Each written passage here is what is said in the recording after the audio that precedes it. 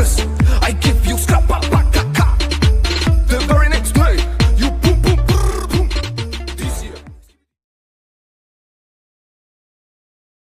A four-stroke engine, the type of motor found in most automobiles, uses 4 strokes in its power cycle: intake, compression, power, and exhaust. During the intake stroke, a descending piston sucks in an air and fuel mixture through an intake valve. The valve closes and the piston rises, compressing the air and fuel to an explosive level. The power stroke begins just before the piston reaches the top, when the spark plug ignites this mixture. The resulting explosive force pushes the piston down, which turns the crankshaft. In the last stroke, the exhaust valve opens, the piston rises, pushing out the burned gases, until at the top of its stroke, the exhaust valve closes.